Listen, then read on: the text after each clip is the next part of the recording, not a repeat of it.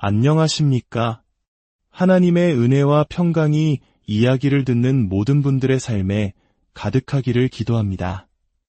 우리가 함께 나눌 이 지혜의 여정이 여러분의 마음에 깊은 울림을 주고 영혼의 양식이 되기를 소망합니다. 만약 오늘 이야기가 여러분의 마음에 와 닿는다면 이 말씀을 다른 이들과 나누는 것은 복음의 작은 씨앗을 심는 것과 같습니다. 저희 채널을 구독하고 알림을 설정하시는 것은 저희가 이 귀한 사역을 계속 이어나가는 데 큰 힘이 됩니다.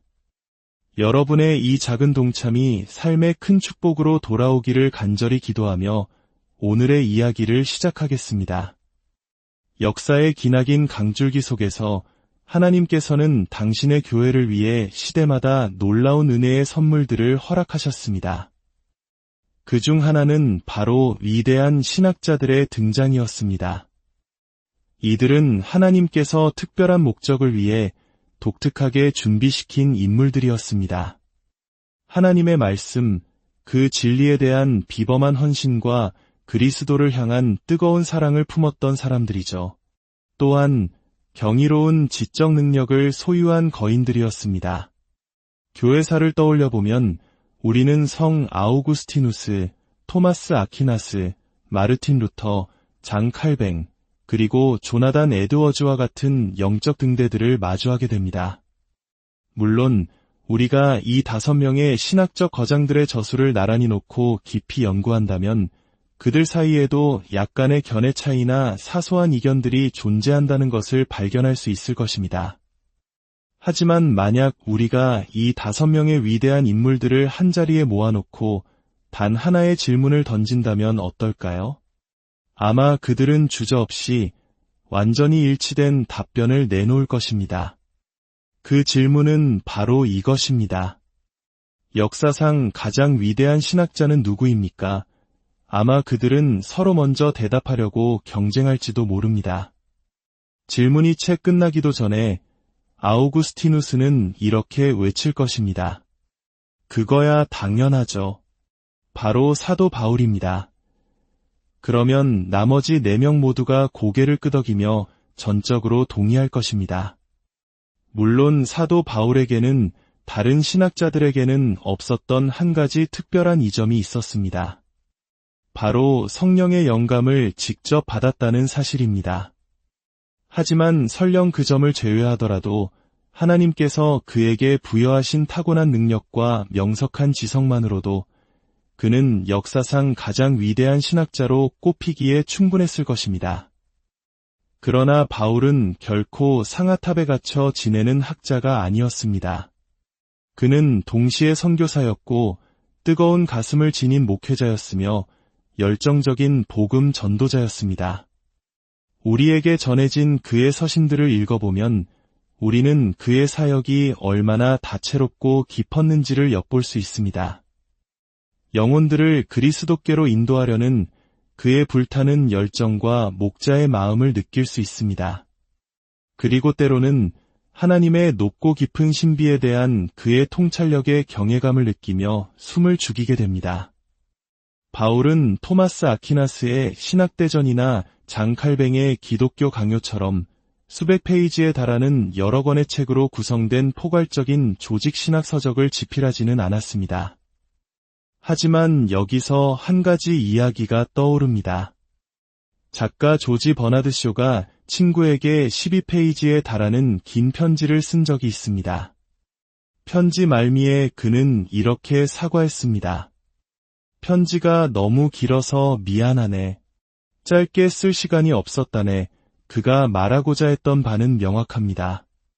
진리의 핵심을 짧고 간결하게 전달하기 위해서는 오히려 비범한 기술과 깊이 있는 이해가 필요하다는 것입니다. 바울은 바로 그런 능력을 가졌던 인물입니다. 그렇기에 역사상 가장 위대한 조직신학자가 쓴 조직신학의 정수를 찾고자 한다면 우리는 신약 성경의 로마서를 펼쳐야 합니다. 사도 바울이 하나님의 모든 계획을 간결하면서도 핵심적인 범주 안에 담아내고자 했던 서신이 있다면 그것은 바로 이 기념비적인 작품 로마서일 것입니다. 대부분의 학자들은 로마서를 사도 바울의 최고의 걸작, 즉 마그눔 오푸스로 꼽는데 주저하지 않습니다. 로마서를 생각할 때 우리는 먼저 이 책이 교회 역사에 미친 지대한 영향을 떠올리게 됩니다. 예를 들어 성 아우구스티누스를 보십시오. 그는 이미 비범하고 총명한 철학자로 명성을 떨치고 있었지만 동시에 방탕하고 세속적인 삶을 살던 영혼이었습니다. 그러던 어느 날 그는 어린아이들의 노랫소리 같은 음성을 듣습니다. 집어서 읽어라. 그는 곁에 있던 성경을 집어 무심코 펼쳤고 그의 눈은 한 구절에 머물렀습니다. 그 말씀을 읽는 순간 그의 삶은 송두리째 뒤바뀌었습니다. 성령 하나님께서 그 말씀의 칼로 그의 영혼을 꿰뚫으셨고 그를 우리가 아는 위대한 성인으로 변화시키셨습니다. 이처럼 아우구스티누스의 영혼을 일깨우는데 하나님께서 사용하신 책이 바로 로마서였습니다. 또한 우리는 감리교의 창시자 존 웨슬리의 회심 간증을 기억합니다. 그는 올더스게이트의 한 집회에서 설교를 듣던 중 마음이 이상하게 뜨거워짐을 느꼈다고 고백했습니다. 그날 밤 선포되었던 설교의 본문이 바로 로마서였습니다. 독일의 한 아우구스티누스 수도의 소속 수사였던 마르틴 루터의 고뇌의 찬투쟁을 생각해 보십시오. 그는 구원의 확신과 마음의 평화를 얻기 위해 교회의 모든 가르침과 실천에 필사적으로 매달렸습니다. 하지만 하나님의 율법이 주는 정죄감은 그의 양심을 끊임없이 괴롭혔고 그는 자신의 고백처럼 지옥의 문턱에 매달려 있는 듯한 절망감을 느꼈습니다. 그러던 어느 날 밤 그는 탑에 있는 자신의 연구실에서 다음날 강의를 준비하고 있었습니다. 바로 그날 연구하던 말씀 속에서 그는 이전에는 깨닫지 못했던 하나님의 말씀에 대한 찬란한 이해에 도달하게 됩니다. 이 깨달음은 그의 인생뿐만 아니라 전 세계 교회의 역사를 바꾸어 놓았습니다. 마르틴 루터는 로마서를 새롭게 이해하게 된 순간을 이렇게 회고했습니다. 이 본문을 이해했을 때 천국의 문이 활짝 열리고 나는 그 문으로 걸어 들어갔다. 루터를 오직 믿음으로 말미암는 칭이라는 위대한 진리로 일깨운 책이 바로 로마서였습니다. 그리고 그는 이 교리야말로 교회가 서거나 넘어지는 근본적인 조항이라고 확신했습니다. 이 경험의 결과로 로마서는 16세기 신학 논쟁의 중심이 되었고 종교개혁의 책으로 알려지게 되었습니다. 로마서에서 사도 바울은 복음 그 자체에 대한 가장 신중하고 정교한 해설을 우리에게 제시합니다. 서신 전체의 주제는 한 장에서 발견됩니다. 바울은 자신이 유대인에게나 헬라인에게나 지혜 있는 자에게나 어리석은 자에게나 다 빚진 자라고 고백합니다. 그는 모든 사람에게 복음을 전해야 할 사명을 가지고 있었습니다. 왜냐하면 그가 선포한 복음은 모든 믿는 자에게 구원을 주시는 하나님의 능력이기 때문입니다. 그 복음 안에는 하나님의 의가 나타나서 믿음으로 믿음에 이르게 합니다.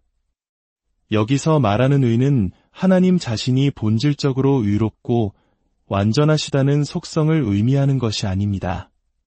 이는 자신의 의가 없는 자들에게 주어지는 애, 곧 그리스도로부터 우리에게 선물로 주어지는 하나님의 의를 말합니다. 사도 바울은 하박국 선지자의 말을 인용하여 오직 의인은 믿음으로 말미암아 살리라고 선포하며 이것이 로마서 전체를 관통하는 핵심 주제임을 분명히 합니다. 하지만 바울은 위대한 복음을 설명하기에 앞서 왜 복음이 기쁜 소식인지를 먼저 이야기합니다. 왜 우리에게는 스스로의 의가 아닌 완전하신 분으로부터 오는 의가 절대적으로 필요한지를 설명합니다. 그는 먼저 우리 모두의 죄인됨을 보편적인 진리로 확립함으로써 복음을 이해하기 위한 기초를 놓습니다. 사람이 기쁜 소식을 듣고 진정으로 기뻐하기 위해서는 먼저 나쁜 소식을 들어야만 합니다. 바울이 선포하는 나쁜 소식은 우리 각 사람이 본성적으로 하나님의 율법과 그분의 지엄한 공의와 거룩함 앞에 서 있다는 것입니다. 그리고 그분의 심판대 앞에서 모든 인류, 유대인이나 이방인이나 할 것 없이 모두가 유죄 판결을 받았다는 사실입니다. 믿음으로 말미암는 칭의가 기쁜 소식인 이유는 그것이 불의한 죄인이 정의로우신 하나님의 심판에서 살아남을 수 있는 유일한 길이기 때문입니다. 바울은 이 보편적인 죄책이 몇 가지 방식으로 드러난다고 말합니다. 첫째, 로마서 1장에서 그는 하나님께서 창조 세계를 통해 모든 인간에게 자신을 분명히 드러내셨다고 설명합니다. 따라서 심판의 날에 그 누구도 하나님 앞에 서서 저는 당신이 존재하는지 몰랐습니다. 라고 핑계댈 수 없습니다. 하나님께서는 모든 사람이 그 메시지를 이해할 수 있도록 명백하고 지속적으로 자신을 계시하셨습니다. 하지만 이 영광스러운 계시에 대한 인류의 보편적인 반응은 그 지식을 억누르고 외면하며 결국에는 피조물을 창조주보다 더 섬기고 경배하는 우상 숭배의 형태로 변질시키는 것이었습니다. 둘째, 바울은 우리 내면에 있는 하나님의 지식에 대해 말합니다. 하나님께서는 우리가 매일 거니는 이 영광스러운 자연 극장을 통해 당신의 영원한 능력과 신성을 나타내셨을 뿐만 아니라 그분의 율법을 우리 마음판에 새겨 넣으셨습니다. 모든 인간에게는 양심이 있으며 옳고 그름의 차이에 대한 기본적인 이해를 가지고 있습니다. 셋째, 바울은 유대인들을 주목합니다. 그들은 양심과 자연계시 외에도 기록된 성경, 즉 하나님의 신탁이라는 최고의 혜택을 받았습니다. 그러나 돌판에 새겨지고 양피지에 기록된 하나님의 율법을 소유했다는 사실조차도 인간이 죄를 짓는 것을 막지는 못했습니다.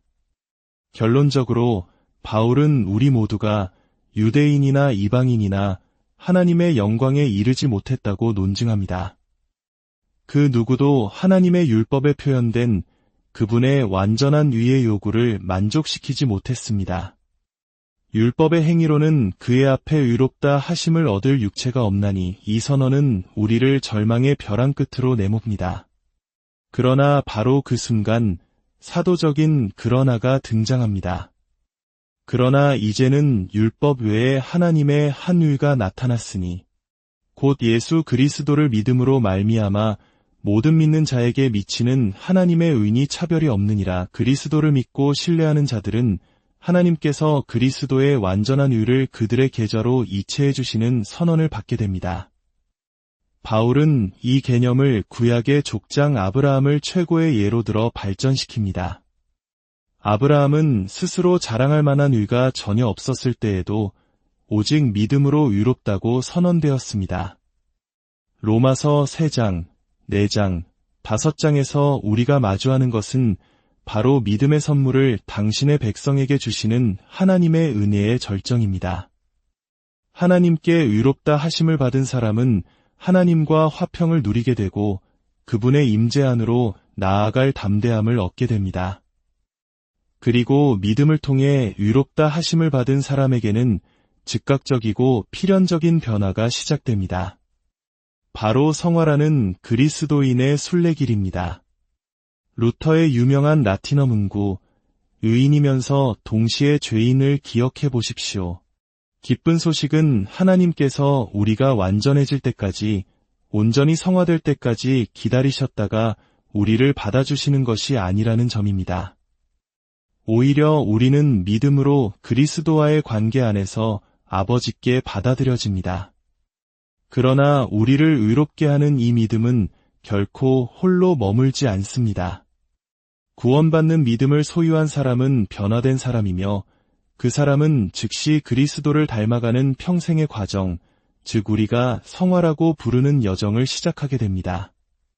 바울은 6장에서 이 과정을 설명하고 7장에서는 그리스도인의 삶 내내 계속되는 내면의 전쟁과 투쟁에 대해 이야기합니다.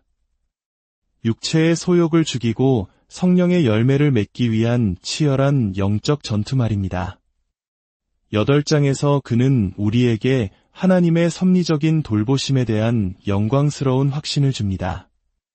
우리가 알거니와 하나님을 사랑하는 자곧 그의 뜻대로 부르심을 입은 자들에게는 모든 것이 합력하여 선을 이루느니라. 그리고 여기서 그는 종교개혁에서 재발견된 또 다른 위대한 주제, 바로 하나님의 주권적인 은혜라는 주제를 소개합니다. 9장, 10장, 11장에서 그는 자신의 동족인 이스라엘에 대한 깊은 관심을 표하며 그들의 선택과 하나님의 목적이 어떻게 야곱과 에서의 예를 통해 드러나는지를 설명합니다. 야곱이 하나님 나라에 포함된 것은 그의 어떠한 공로나 자격 때문이 아니라 전적으로 그를 구원하신 하나님의 은혜에 기초한 것이었습니다. 바울은 모세의 말을 인용하며 하나님께서 긍휼히 여길 자를 긍휼히 여기시고 불쌍히 여길 자를 불쌍히 여기신다고 상기시킵니다. 은혜를 베푸시거나 거두시는 것은 하나님의 주권적인 특권입니다. 구원은 사람의 노력이나 의지에 달린 것이 아니라 오직 하나님께 달려 있습니다. 구원은 주님께로부터 말미암는 것입니다.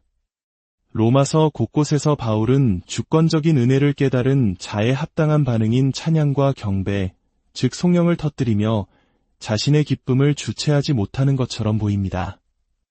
깊도다 하나님의 지혜와 지식의 풍성함이여. 10장에서 사도는 복음 전파자를 통해 복음이 선포되는 것이 세상을 구원하시기 위해 하나님께서 택하신 방법임을 말합니다. 하나님께서는 우리에게 그분의 구속사역에 참여할 수 있는 말할 수 없는 특권을 주셨습니다. 그분이 우리를 필요로 하시거나 우리에게 의존하시는 것이 아니라 죽어가는 세상에 은혜의 말씀을 선포하는 당신의 지상 도구로 우리를 낮추어 사용하시는 것입니다. 11장에서는 이스라엘의 미래에 대한 질문을 다룹니다. 그리고 12장에서 모든 훌륭한 신학자가 그러하듯 바울은 우리의 관심을 하나님의 진리에 대한 이해의 실천적 적용으로 전환합니다. 그는 우리에게 이 세대를 본받지 말고 오직 마음을 새롭게 함으로 변화를 받아 하나님의 뜻을 분별하는 삶을 살라고 촉구합니다. 끊임없이 기도하고 용서받은 죄인들의 공동체로서 서로를 향해 사랑을 나타내라고 권면합니다. 교회 안에서 어느 두 사람도 성화의 여정에서 동일한 지점에 있지 않기에 서로를 어떻게 대해야 하는지, 그리고 13장에서는 국가 권세에 어떻게 순종해야 하는지에 대한 고전적인 설명을 제시합니다. 서신의 마지막에 이르러 바울은 로마에 있는 성도들에게 개인적인 안부를 전하며 그의 목회자적인 따뜻한 손길을 분명히 보여줍니다. 로마서는 어린아이도 그 기본 메시지를 이해할 수 있을 만큼 단순하지만 동시에 교회 역사상 가장 위대한 지성들이 평생을 바쳐 연구해도 다 파악할 수 없을 만큼 깊고 심오합니다.